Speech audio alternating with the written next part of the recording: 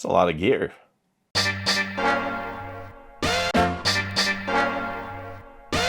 What's up everybody, welcome back to my channel. My name is Boss. I'm a gardener and a lover of all things spicy. It's seed starting time, and in this video I'm going to show you all of the gear that I use to make sure that I'm successful. Before we get started, do me a favor and hit that like button. It helps this channel a lot, and I'm going to make a little bit of space to work. Alright, so the first thing you need when you're starting your seeds is something to start them in, right? Seed starting potting mix. You do not have to use this brand. You do not have to use a pre-made bagged thing like this. I use it because it's really easy. It's pretty affordable. It has a little bit of nutrient in there to help feed those seedlings right off the bat, which is important. And I've really never had a problem with this product. You can use all kinds of stuff to start seeds. You can use regular potting mix if you want. A lot of people will take that and then they will sift it to make it a little bit more fine grained. You can use coco coir, you can use peat. Really anything that is fairly light and fluffy will retain some moisture but also drain well. You really don't want a lot of organic material necessarily if you're doing this indoors, and so you'll use something like this that's just really light and fluffy, easy to work with, and gives you a little nutrition. Works great for me. Use whatever you like, just make sure that you have a seed starting mix that you can easily access or create if you're making your own. Next thing you're gonna need is something to put the seed starting mix in. I like to use these 12 cell trays, but typically what you're gonna be using is some sort of a plastic or fiberboard tray that is divided up into multiple cells. I like these smaller 12 cell ones just because it gives me a little bit more localized control. There is also trays that you can get that fit these big 1020 trays that will hold like 72 or 150 seedlings, something like that, depending on how many cells you want to put in there. Those work great too if that's what you want to do. I prefer this smaller one because everything doesn't always germinate at the same time.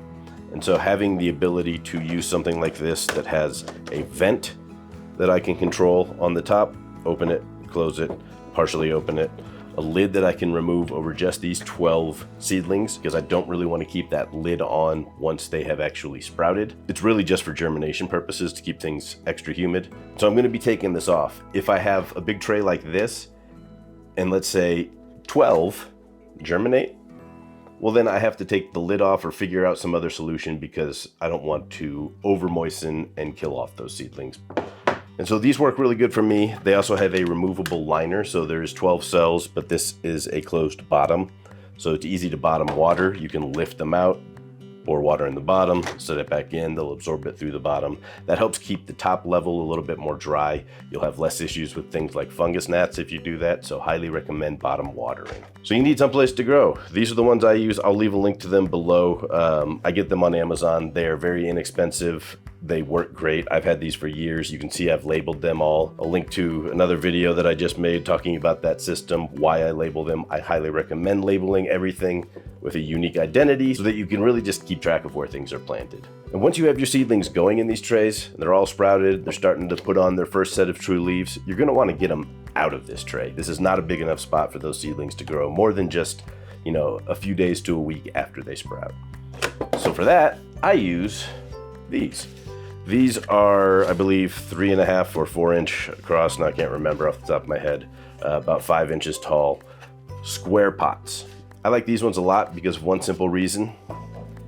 You can easily fit 18 of them in a 1020 tray like this. So I've got 12 seedlings in each one of these little trays, and I transplant them up.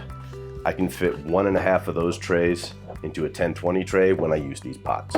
So again, these are heavier duty than your typical nursery pot. They're a little bit more expensive than the really cheap flimsy ones, but I've used most of these for 2 to 3 seasons already, and they are in great shape. They hold a decent amount of soil so that when I transplant my seedlings into them, I know that they've got a pretty good shot at being fine for the next 8 to 10 weeks while they sit in my basement underneath grow lights, waiting to be transplanted out into the garden after the risk of frost has passed. So I like them.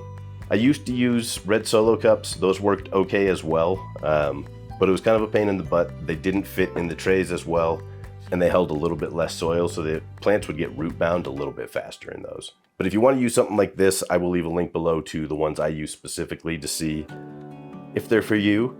If you're getting 1020 trays, you may as well get some square pots at the same time. Just make sure that they are the right size to fit to a specific number in your tray.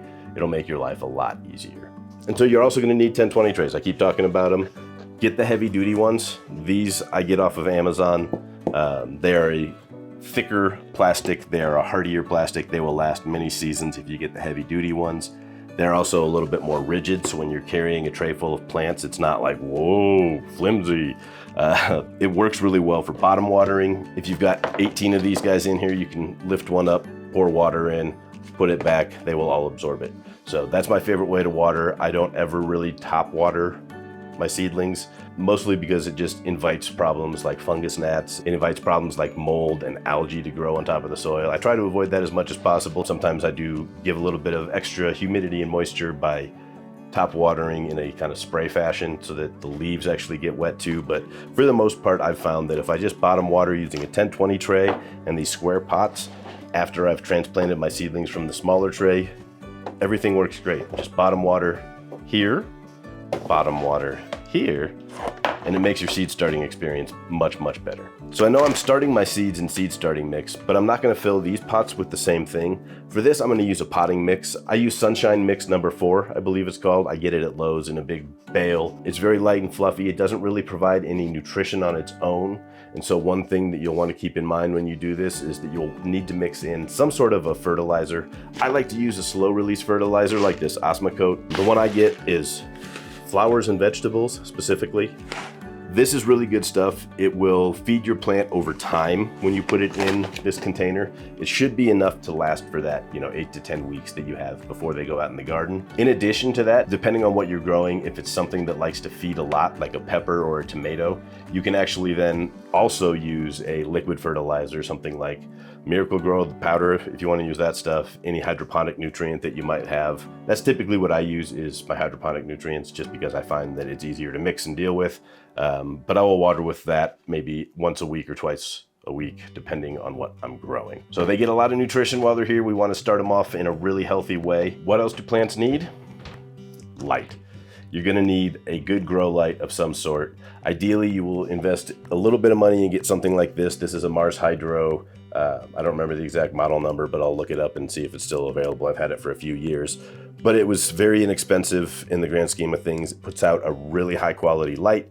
It does it with a low amount of energy, and it covers a pretty good footprint. I like it. I use this every year for seed starting as an auxiliary light in my tent. I mentioned that in the last video, that is part of my seed starting process, because a nice thing when you have a really bright light is that it actually adds a lot of heat too. So that warms your seedlings up, keeps them in a nice happy growing temperature, because I do this in the basement. It's about 60, 65 degrees ambient temperature. Inside of my tent, it's usually between 80 and 85 degrees. That helps a lot. And of course, if you don't have a big light to warm things up, you can use a seedling heat mat. I don't really use these. I might use these this year because I don't think I'm gonna have enough room inside of my tent, so I'll have to be growing out in part of the open basement area where it's much cooler. I'll probably use these in that setup just to make sure that my soil is nice and warm so that my seeds will germinate. Once the seeds germinate and sprout, you don't need to use the heat mats anymore, and so these are really just short use up at the front of your grow. We'll see if I use them this year or not. Really will kind of depend on if I have a tough time getting things to germinate without it. And the one other thing that I should mention is that I always use a fan in my tent, multiple fans typically when I'm doing seed starting, because often I'll have 2 layers on shelves of seedlings starting. They need light at both layers and they need air at both layers. Keeping air circulating through your seed starting area is super important. It helps stop things like mold. It helps stop things like fungus from over wet soil. It also keeps that top layer of your soil a little bit more dry.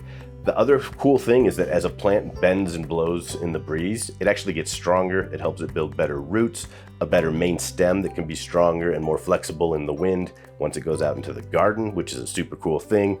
Nothing worse than taking your seedlings out into the garden, having a strong wind just break them right in half.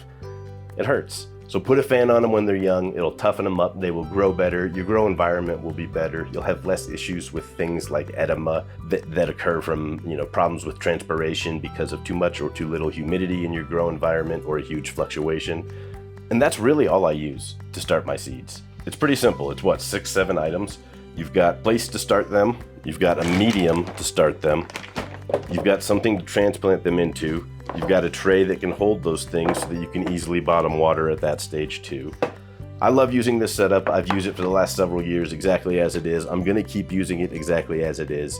If you want to see more videos like this, please leave me a comment below. Let me know what else you'd like to learn about in the seed starting and early gardening process. I'm going to be working through the whole season to document what I do, things I use, and hopefully help one or two of you find an answer to a question you might have had, etc. So thank you for watching. Remember, plants help us grow.